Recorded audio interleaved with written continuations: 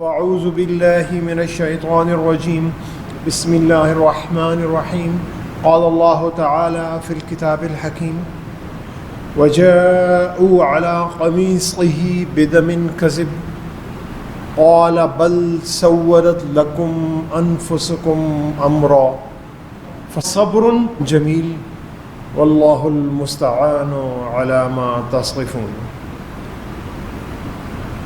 سامعین گرامی، قرآن مجید میں اللہ تعالیٰ نے ہمارے لیے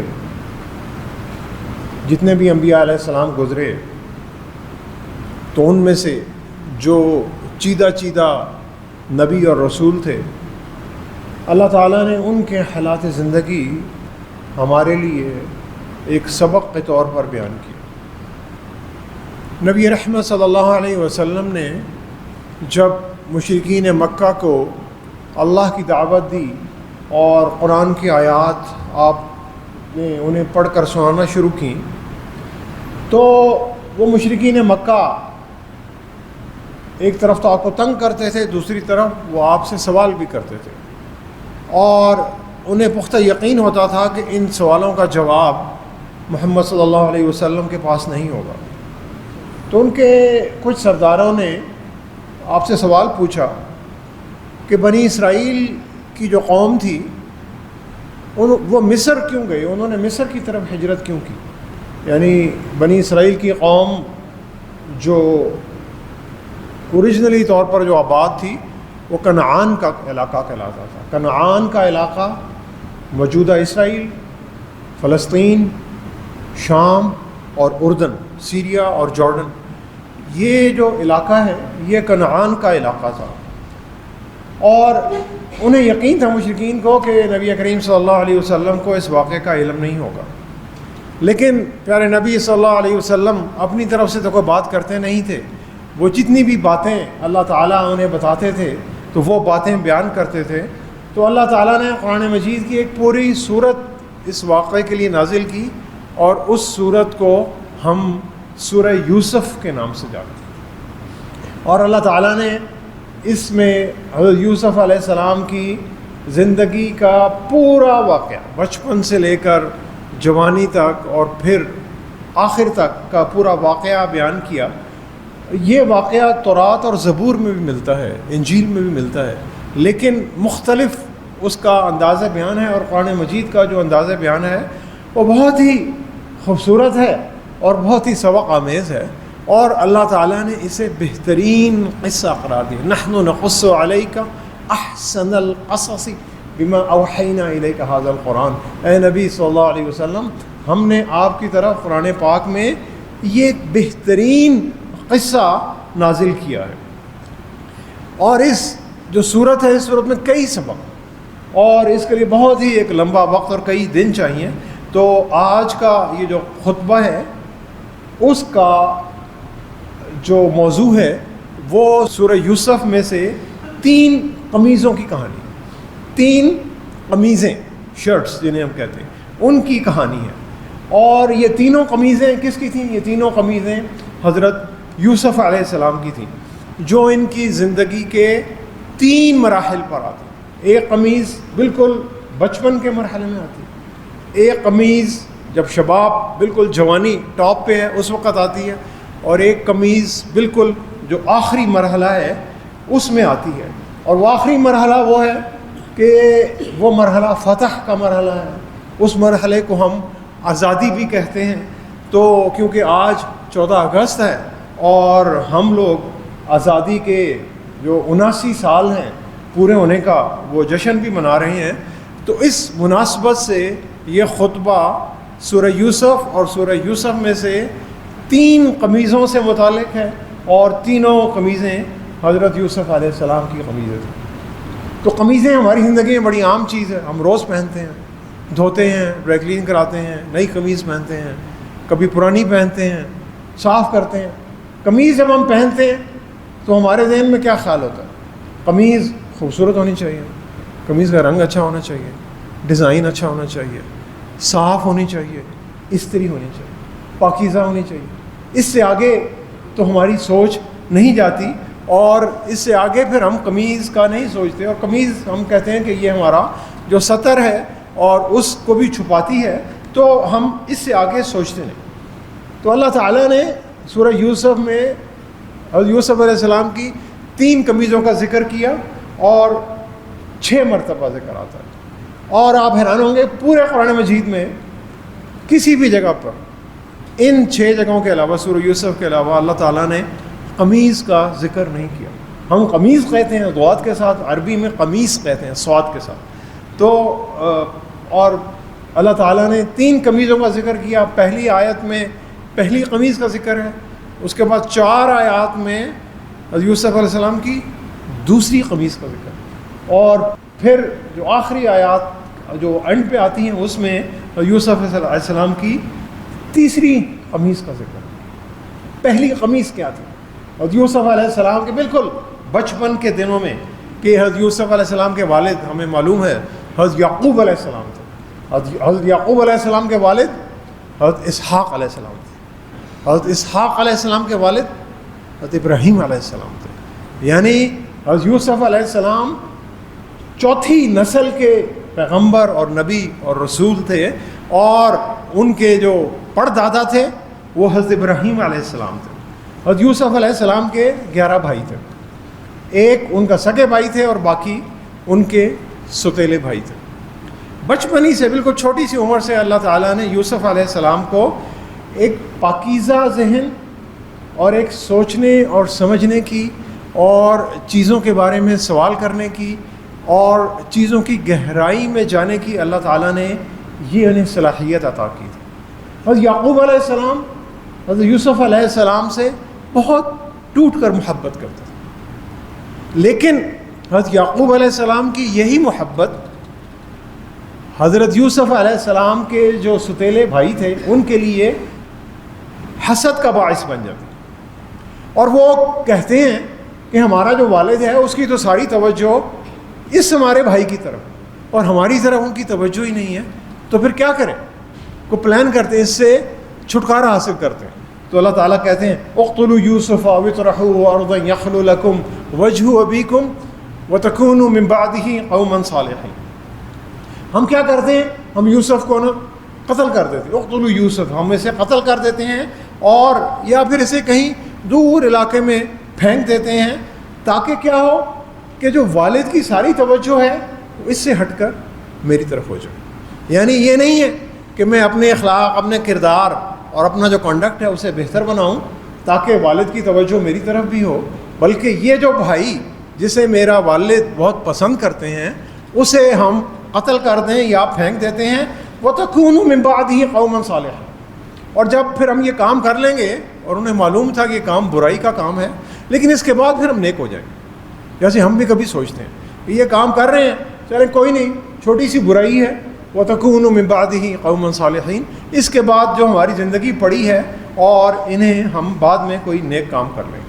تو پھر جو یوسف کے بھائی ہیں وہ انہیں قتل تو نہیں کرتے، لیکن ایک کنویں میں پھینک آتے ہیں تاکہ کوئی آتا جاتا قافلہ جو ہے وہ انہیں نکال کر قیدی بنا کر لے۔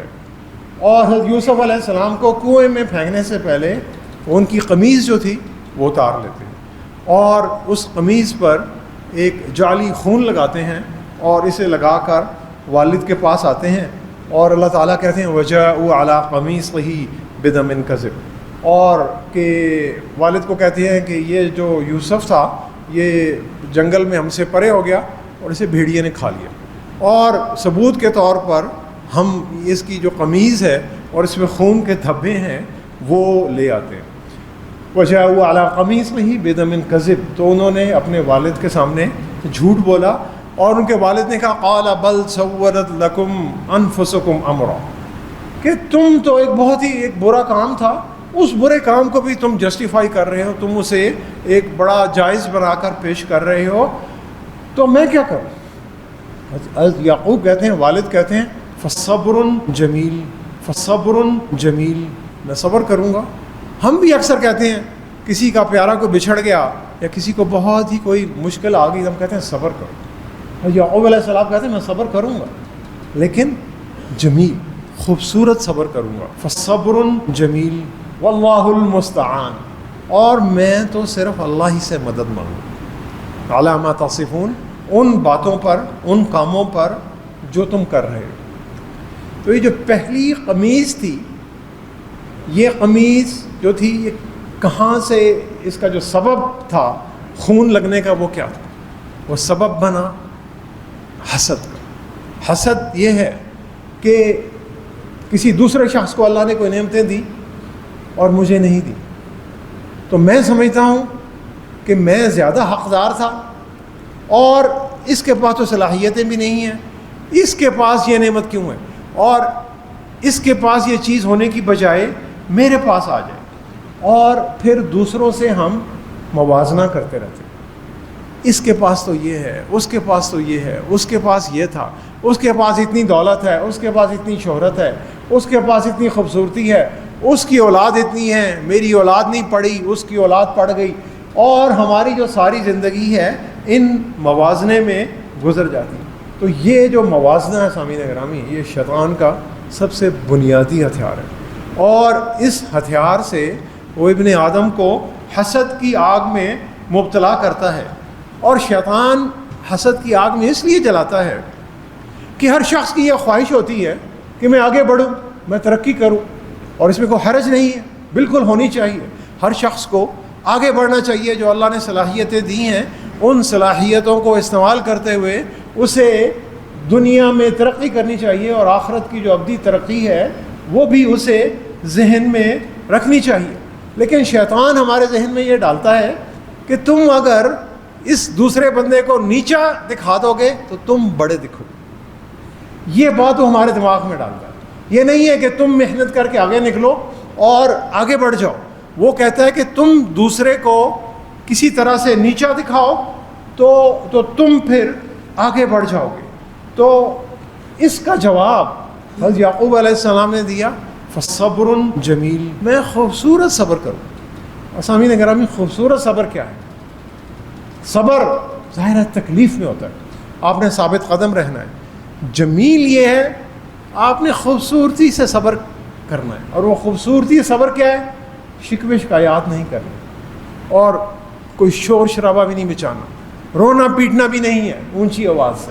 ویسے تو آنسو تو بہتے ہیں اللہ کی طرف سے، غم بھی آتا ہے، لیکن شکوے شکایات نہیں کرنی، اور بہت زیادہ مایوس ہو کر نہیں بیٹھ جانا۔ یہ ہے صبر جمیل۔ اور پھر واللہ المستعان، کہ میں تو اپنا معاملہ اللہ پر چھوڑ رہا ہوں، کیونکہ وہی رزاق ہے، وہی رزق دینے والا ہے، وہی اولاد دینے والا ہے، وہی ترقی دینے والا ہے، وہی عزت بھی دیتا ہے، وہی ذلت بھی دیتا ہے، وہی علیم ہے، وہی حکیم ہے۔ اور ڈپریس ہو کر اور نا امید ہو کر مایوسی کے ساتھ بیٹھنے کی بجائے استقامت کے ساتھ آگے بڑھنا اور تکلیفوں کا مقابلہ کرتے رہنا، یہ صبر جمیل ہے۔ اور پھر دنیا میں یہ جو تکلیفیں آتی ہیں، کئی مرتبہ یہ تکلیفیں اپنے جو بڑے قریبی پیارے ہوتے ہیں ان سے مل رہی ہوتی ہیں، اور اگر کوئی غیر بندہ کوئی آپ کے ساتھ کوئی بات کرے الٹی سیدھی تو انسان کہتا ہے یار چھوڑو جانے دو، کوئی مسئلہ نہیں ہے، یہ تو جانتا ہی نہیں ہے۔ لیکن جب اپنا قریبی آدمی کوئی آپ کے ساتھ ایسی بات کرے یا ایسا کام کرے تو انسان کی جو تکلیف ہے وہ کئی گنا بڑھ جاتی ہے کہ بھائی اس سے تو میں توقع ہی نہیں رکھتا تھا۔ تو اللہ تعالیٰ یہاں پر یہ پہلی قمیص یہ سبق دے رہی ہے کہ تمہارے اپنے اور پیارے اور جو بہت کلوز ہیں تمہارے ساتھ زندگی میں، وہ بھی تمہارے ساتھ کبھی نہ کبھی کوئی نہ کوئی غلط حرکت کریں گے، تو تم نے اس کا بھی جو مقابلہ ہے اور جو دکھ تمہیں مل رہا ہے اس کا بھی جو تم نے مقابلہ کرنا ہے وہ صبر جمیل سے کرنا۔ پھر حضرت یوسف علیہ السلام وہاں سے نکلتے ہیں کنویں سے اور بازار میں بکتے ہیں، اور پھر بادشاہ مصر کے غلام بن جاتے ہیں۔ اور جب بادشاہ مصر کے غلام بنتے ہیں تو بادشاہ کے محل میں جب رہ رہے ہوتے ہیں تو جو بادشاہ مصر کی جو بیوی ہے وہ آپ یوسف علیہ السلام کو دعوت گناہ دیتی، اور اللہ تعالیٰ کہہ رہے ہیں یوسف میں وَلَقَدْ هَمَّتْ بِهِ وَهَمَّ بِهَا لَوْلَا أَن رَّأَىٰ بُرْهَانَ رَبِّهِ۔ وہ جو بادشاہ کی بیوی تھی وہ یوسف علیہ السلام کی طرف بڑھتی ہے اور یوسف بھی ان کی طرف بڑھتے اگر وہ اپنے رب کی برہان نہ دیکھ لیتے، اگر ان کے دل میں اپنے رب کا خوف نہ ہوتا تو ان کے اندر کا جو حیوان ہے ہمارے اندر کا وہ تو برائی کی طرف ہی کھینچتا ہے. اور اللہ تعالیٰ کہتے ہیں اس لیے تھا کذالک لنصرف عنہ السوء والفحشاء، یہ اس لیے ہوا کہ ہم نے یوسف کے دل سے برائی اور بے حیائی جو تھی وہ ہم نے دور کر دی. اور کیوں دور کی؟ انہ من عبادنا المخلصین، وہ ہمارا بہت مخلص بندہ تھا. انبیاء علیہ السلام کی بنیادی جو خصوصیت تھی وہ مخلص تھے، وہ سنسیئر تھے. ان کا جینا، ان کا مرنا، ان کا بیٹھنا، ان کا سونا، ان کا کھانا، ان کا پینا، ان کا چلنا، ان کا بات کرنا، ان کی پوری زندگی رب العالمین کے لیے وقف تھی. یعنی وہ اللہ کے ساتھ اس رشتے میں پورے سنسیئر اور پورے مخلص تھے. تو پھر کیا ہوتا ہے؟ وَاسْتَبَقَ الْبَابَ وَقَدَّتْ قَمِيصَهُ مِنْ دُبُرٍ. تو جب وہ خاتون یوسف علیہ السلام کی طرف بڑھتی ہے تو یوسف علیہ السلام دروازے کی طرف بھاگتے ہیں، وہ باہر نکلنا چاہتے ہیں، وہ اس قید خانے سے آزادی چاہتے ہیں. اور وہ خاتون ان کی قمیص کو پیچھے سے پکڑتی ہے اور وہ پیچھے سے قمیص کو پکڑ کر کھینچتی ہے تو قمیص پیچھے سے پھٹ جاتی ہے. تو آگے سے ان کا خاوند آ رہا تھا تو وہ خاتون اپنے خاوند سے کہتی ہے کہ یہ جو شخص ہے، یہ جو غلام ہے، اس نے تو میری عزت پر حملہ کیا ہے. اور پھر لوگ اکٹھے ہوتے ہیں تو ان میں سے ایک جو شخص تھا اس نے کہا کہ یہ یوسف تو کچھ اور کہہ رہا ہے، یہ خاتون کچھ اور کہہ رہی ہے، تو اس کا فیصلہ کیسے کریں؟ تو وہ کہتا ہے کہ اگر قمیص جو ہے وہ آگے سے پھٹی ہے تو یوسف علیہ السلام جھوٹے ہیں اور خاتون سچی ہے. اور پھر وہ کہتا ہے کہ اگر قمیص پیچھے سے پھٹی ہے تو یوسف علیہ السلام سچے اور خاتون جھوٹی ہے. تو جب قمیص دیکھی جاتی ہے تو وہ پیچھے سے پھٹی ہوتی ہے. لیکن وہ جو ملکہ تھی اور جو بادشاہ کی بیوی وہ اتنی انفلوئنشل تھی کہ اس سے نکلنے کے باوجود حضرت یوسف علیہ السلام کو جیل میں ڈال دیا جاتا ہے، کیونکہ حضرت یوسف علیہ السلام نے گناہ سے انکار کیا تھا. حضرت یوسف علیہ السلام گناہ سے انکار کرنے پر جیل میں چلے جاتے ہیں. ہم لوگ زندگی میں کئی غلط کام کرتے ہیں، ان پر ندامت اٹھاتے ہیں، اور پھر کئی لوگ اس کا بہت بڑا نقصان بھی اٹھاتے ہیں، مالی نقصان بھی اٹھاتے ہیں، جانی نقصان بھی اٹھاتے ہیں. یوسف علیہ السلام نے گناہ کرنے سے انکار کیا اور جیل میں چلے گئے. اور یوسف علیہ السلام عام آدمی نہیں تھے. حضرت یوسف علیہ السلام سے زیادہ خوبصورت، زیادہ ہینڈسم شخص اس پوری روئے زمین پر نہ کوئی پیدا ہوا ہے نہ ہوگا. اور جب خواتین انہیں دیکھتی تھی تو اپنی نظریں پھیر نہیں سکتی تھی.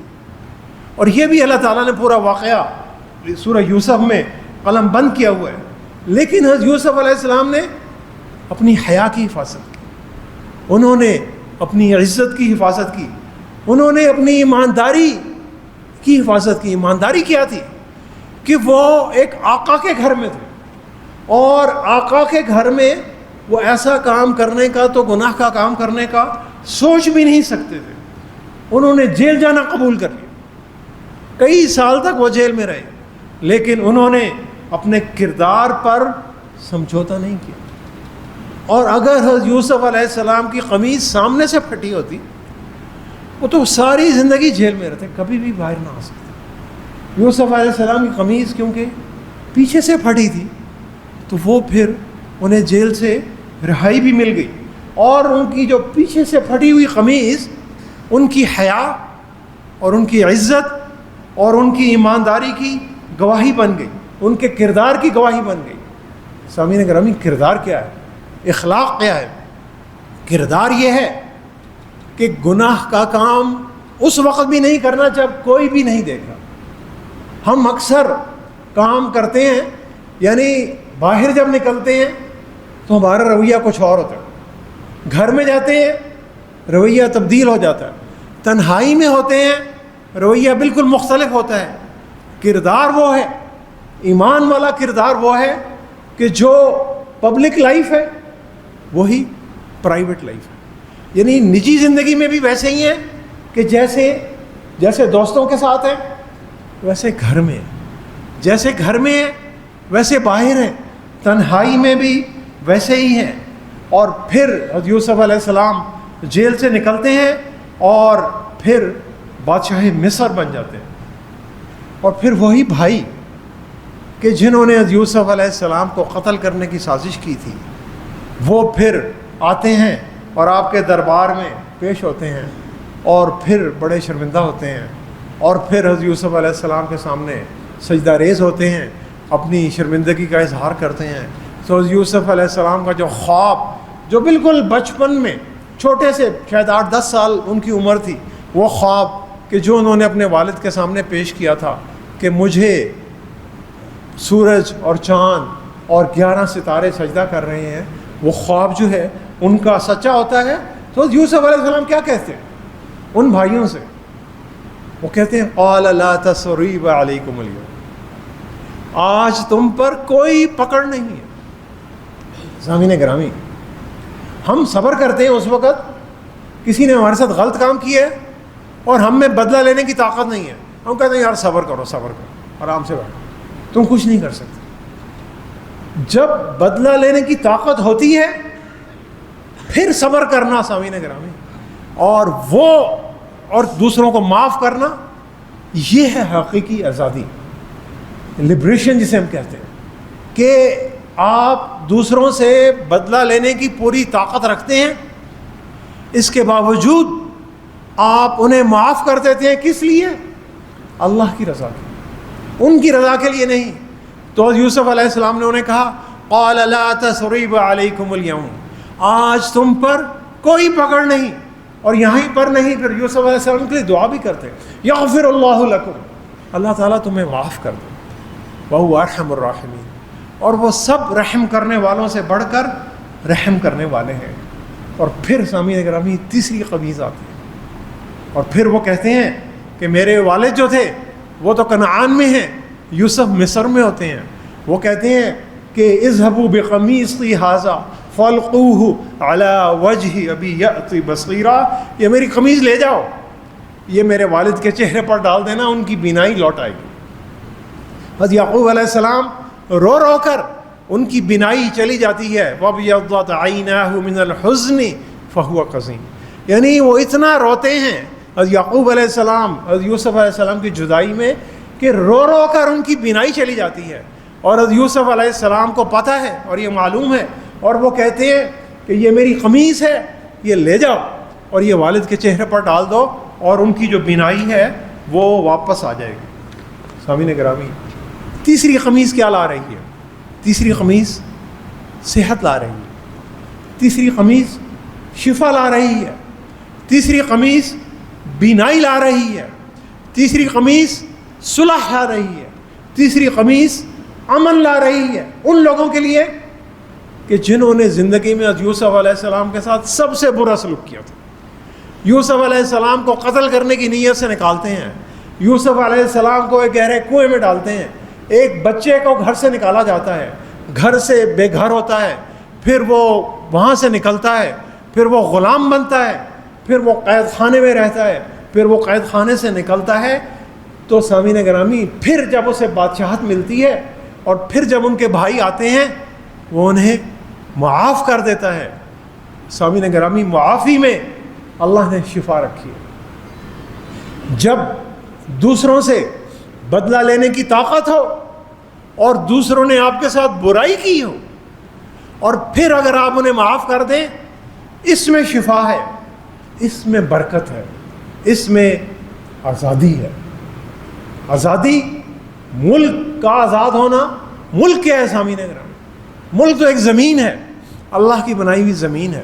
زمین کا ایک ٹکڑا ہے, اس میں پہاڑ ہے, اس میں دریا ہیں, اس میں درخت ہیں, اس میں بلڈنگیں ہیں, یہ بے جان چیزیں ہیں.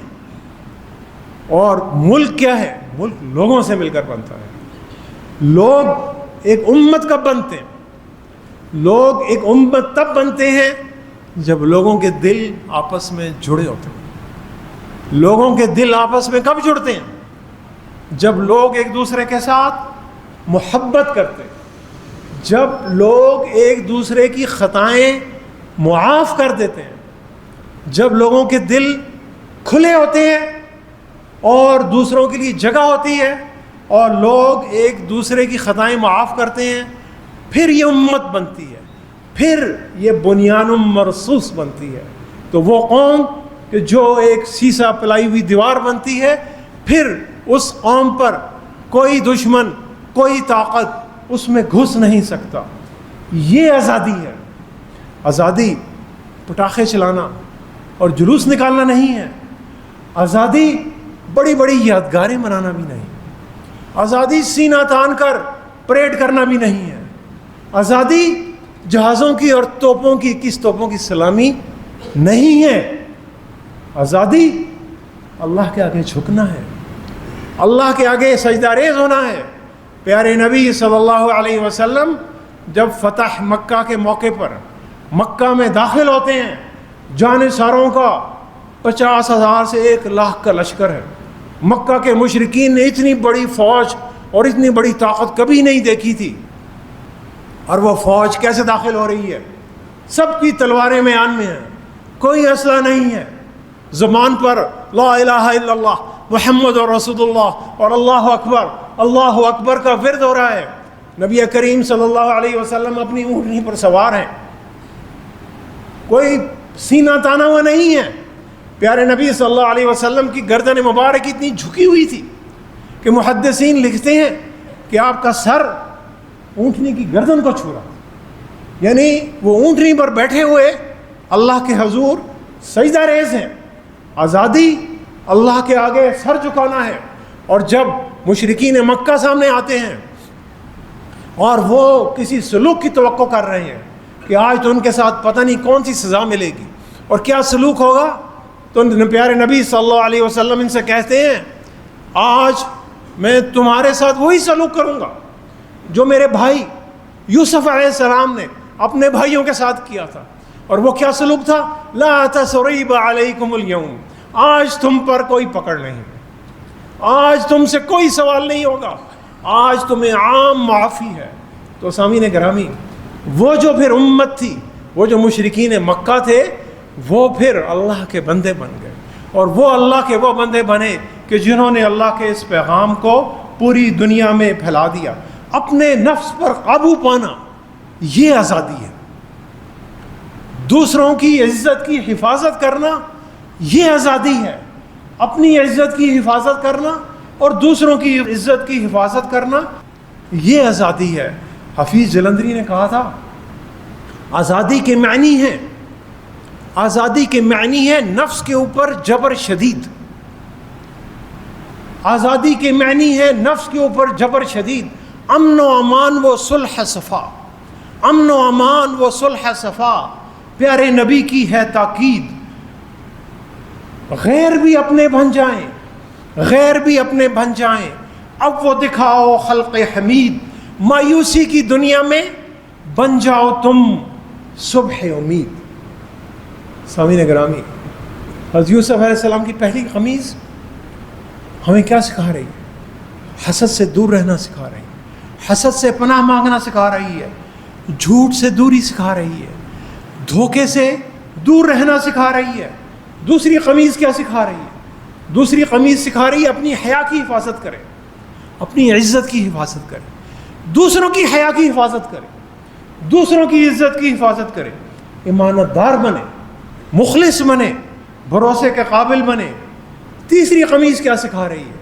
تیسری قمیض آزادی دے رہی ہے، وہ آزادی کہ جب اللہ تعالیٰ فتح دے دیں، جب اللہ تعالیٰ کامیابی دے دیں، تو وہ لوگ کہ جنہوں نے زندگی کے کسی مقام پر آپ کے ساتھ بہت برا سلوک کیا تھا، آپ انہیں کھلے دل سے اللہ کی خاطر انہیں معاف کر دیں۔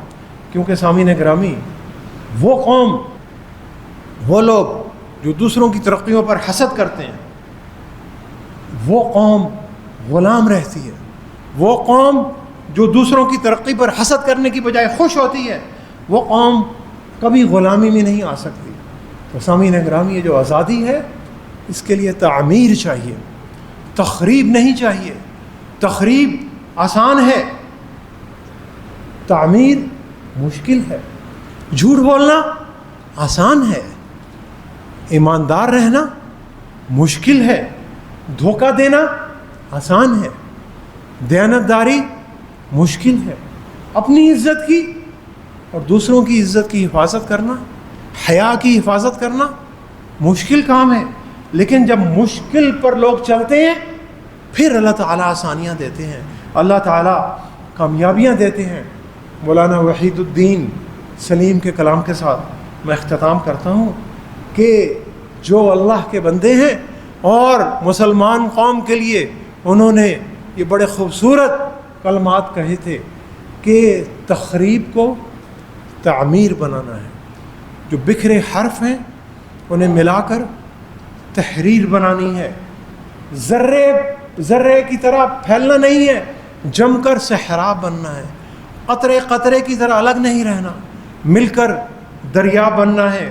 جو حرف ہوں بکھرے انہیں تحریر بنا دو، جو حرف ہوں بکھرے انہیں تحریر بنا دو، ٹوٹی ہوں جو کڑیاں انہیں زنجیر بنا دو، ٹوٹی ہوں جو کڑیاں انہیں زنجیر بنا دو، تخریب کے آثاروں کو تم تعمیر بنا دو، ظلمت کی ہر ایک موج کو تنویر بنا دو، جو دھات ہے کھوٹی اسے اکسیر بنا دو، ذلت کو بدل دو اسے توقیر بنا دو، ذرے ہو تو جم جاؤ کہ صحرا نظر آئے، ذرے ہو تو جم جاؤ کہ صحرا نظر آئے، قطرے ہو تو مل جاؤ کہ دریا نظر آئے، بکھرے ہو تو سمٹ جاؤ کہ پیارا نظر آئے، تاروں بھرے افلاک کا نقشہ نظر آئے، جو نقش ہو تمہارا وہ جمتا نظر آئے، جو بول ہو تمہارا وہ بالا نظر آئے۔ دعا کریں سامعین گرامی کہ اللہ تعالی ہمیں جھوٹ، حسد اور دھوکہ دینے سے دور رہنے کی توفیق عطا فرمائے۔ اللہ تعالی ہمیں اپنی اور دوسروں کی حیا اور عزت کی حفاظت کرنے کی توفیق عطا فرمائے، اور جنہوں نے بھی زندگی میں ہمارے ساتھ کوئی بھی برا سلوک کیا اللہ تعالی ہمیں انہیں معاف کر دینے کی توفیق عطا فرمائے، اور اللہ تعالی ہمیں اس وطن کو، اس ملک کو، اس سرزمین کو خوبصورت سے خوبصورت اور بہتر سے بہتر بنانے کی توفیق عطا فرمائے۔ صدق اللہ العلی العظیم ونفعنی وإیاکم بآیاتہ وذکر الحکیم، انہ تعالی جواد کریم ملک بر الرؤوف الرحیم۔